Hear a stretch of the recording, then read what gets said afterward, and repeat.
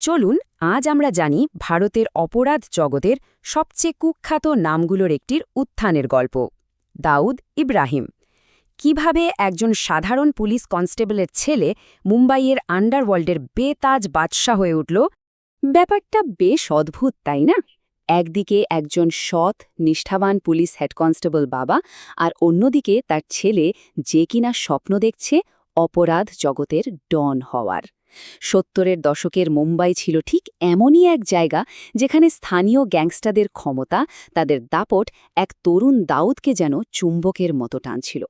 তো ডোংরির অলিতে গুলিতে ছোটখাটো চুরি ছিনতাই দিয়ে তার অপরাধ জগতে হাতেখড়ি হয়েছিল ঠিকই, কিন্তু দাউদের নজর ছিল আরও অনেক উঁচুতে। সে গিয়ে যোগ দিল সেই সময়ের মুম্বাইয়ের অন্যতম বড় পাচারকারী করিম লালার পাঠান গ্যাংয়ে। কিন্তু গ্যাংয়ের একজন সাধারণ গুন্ডা হয়ে থাকার কোনো ইচ্ছাই তার ছিল না। সে শুধু একটা সুযোগের অপেক্ষায় ছিল, একটা মোক্ষম সুযোগ। আর সেই সুযোগটাই এলো একটা বড় ভুলের মধ্যে দিয়ে। সামান্য লোভের বশে করা একটা কাজ, আর তার ফল হল ভয়ঙ্কর, যা মুম্বাইয়ের অপরাধ জগতের ইতিহাসটাকে চিরদিনের জন্য বদলে দিল। মুক্তিপণের টাকা থেকে একটা বড় অংশ সে সরিয়ে ফেলেছিল, আর যখন তার এই চালাকিটা ধরা পড়ল, পাঠান গ্যাং তাকে সবার সামনে নিয়ে এসে এমন মার মারল, চরমভাবে অপমান করল। কিন্তু এই অপমান তাকে দমাতে পারেনি, বরং এর ফল হল ঠিক উল্টো। এই ঘটনায় তার মধ্যে এক সর্বগ্রাসী ক্ষমতার খিদে জাগিয়ে দিল।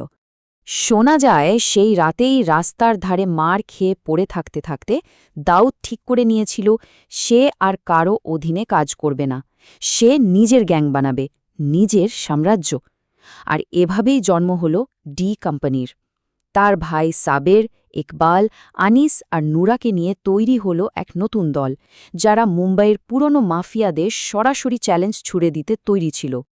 এরপর যা শুরু হল তা হল মুম্বাইয়ের রাস্তার দখল নিয়ে এক ভয়াবহ রক্তক্ষয়ী যুদ্ধ। পাঠান গ্যাং যখন দাউদের বড় ভাই সাবিরকে খুন করল, তখন এই গ্যাংওয়ারটা একেবারে ব্যক্তিগত পর্যায়ে চলে গেল। শুরু হলো একের পর এক খুনের প্রতিশোধ। আর এই প্রতিশোধের আগুন থেকেই জন্ম নিল ভারতের অপরাধ জগতের ইতিহাসের অন্যতম দুঃসাহসিক এক হত্যাকাণ্ড। একটু ভাবুন তো দৃশ্যটা।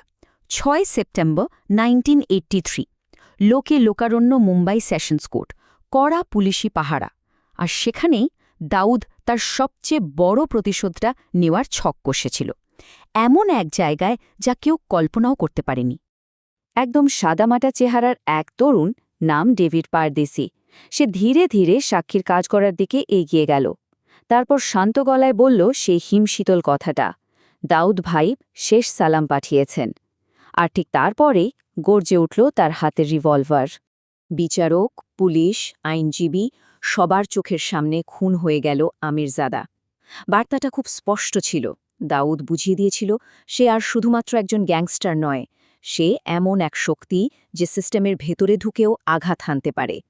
১৯৮৫ সালে যখন পুলিশি চাপের মুখে দাউদকে ভারত ছেড়ে দুবাইতে পালাতে হলো, অনেকেই ভেবেছিল হয়তো এখানেই সব শেষ।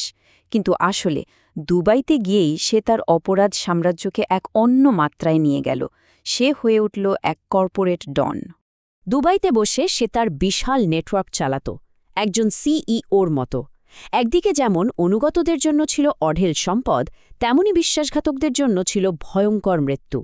আর সেখান থেকেই সে মুম্বাইয়ের দখল নিয়ে তার সবচেয়ে বড় শত্রু অরুণ গাউলির বিরুদ্ধে এক নৃশংস যুদ্ধ চালিয়েছিল। আর সেই যুদ্ধেরই এক ভয়াবহ অধ্যায় ছিল জে হসপিটাল শ্যুটআউট।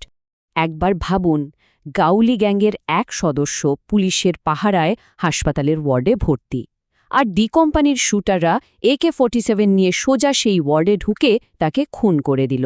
এই ঘটনাটা দেখিয়ে দিয়েছিল দাউদের হাত থেকে বাঁচার কোনো জায়গা নেই, কোনো জায়গায় নিরাপদ নয়। কিন্তু দাউদের রূপান্তর তখনও বাকি ছিল। গ্যাংস্টার থেকে ডন, ডন থেকে কর্পোরেট ডন। এরপর সে যা হতে চলেছিল তা ছিল আরও অনেক বেশি ভয়ঙ্কর। ১৯৯২ সালে বাবরি মসজিদ ধ্বংসের পর পাকিস্তানের কুখ্যাত গোয়েন্দা সংস্থা ISI তার সাথে যোগাযোগ করে। তারা দাউদকে একটা প্রস্তাব দেয়, আইএসআই তাকে সারা বিশ্বে ব্যবসা চালানোর জন্য সুরক্ষা দেবে। বিনিময়ে দাউদ তার চোরাচালানের নেটওয়ার্ক ব্যবহার করে ভারতে অস্ত্র আর বিস্ফোরক ঢোকাবে। দাউদ এই প্রস্তাবে রাজি হয়ে গেল। সে নিজের দেশের বিরুদ্ধে এক ভয়ঙ্কর ষড়যন্ত্রে লিপ্ত হল। আর এই চুক্তিরই ফল দেখা গেল 1993 সালের 12ই March.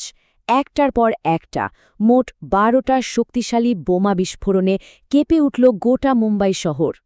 Bombay stock exchange, air India বিল্ডিংয়ের মতো জনবহুল জায়গায় চালানো এই হামলায় মারা গেলেন 250 জনেরও বেশি নিরীহ মানুষ। আর হাজার হাজার মানুষ আহত হলেন, চিরদিনের জন্য পঙ্গু হয়ে গেলেন। দাউদের ডি কোম্পানির মাত্র একদিনের সন্ত্রাস অগণিত মানুষের জীবনকে নরকে পরিণত করেছিল। ওই একটা দিনেই দাউদ ইব্রাহিম সব সীমা পার করে ফেলেছিল। সে আর শুধু আন্ডারওয়ার্ল্ড ডন রইল না, তার পরিচয় হল একজন আন্তর্জাতিক সন্ত্রাসীর। এমনকি তার এই কাজের জন্য তার নিজ গ্যাংয়েও ভাঙন ধরে। ছোটা রাজনের মতো একসময়ের বিশ্বস্ত সঙ্গীও তাকে বিশ্বাসঘাতক বলে দল ছেড়ে দেয়। কিন্তু এত কিছুর পরেও তার সাম্রাজ্য কিন্তু থামেনি। 1995 সাল নাগাদ তার ব্যবসার বার্ষিক টার্নওভার আজকের মূল্যে প্রায় 6,000 কোটি টাকারও বেশি ছিল। তার ব্যবসার জাল লন্ডন থেকে শুরু করে আফ্রিকা পর্যন্ত ছড়িয়ে পড়েছিল। আজকের দিনেও দাউদ ইব্রাহিম ধরাছোঁয়ার বাইরে। মনে করা হয় সে পাকিস্তানের করাচিতে সে দেশেরই সুরক্ষায় গা ঢাকা দিয়ে আছে। একজন সাধারণ পুলিশ কনস্টেবলের ছেলে থেকে শুরু করে বিশ্বের অন্যতম ভয়ঙ্কর সন্ত্রাসী হয়ে ওঠার এই যে সফর, তা আমাদের সামনে একটা খুব বড় প্রশ্ন রেখে যায়, যার উত্তর হয়তো আজও অজানা।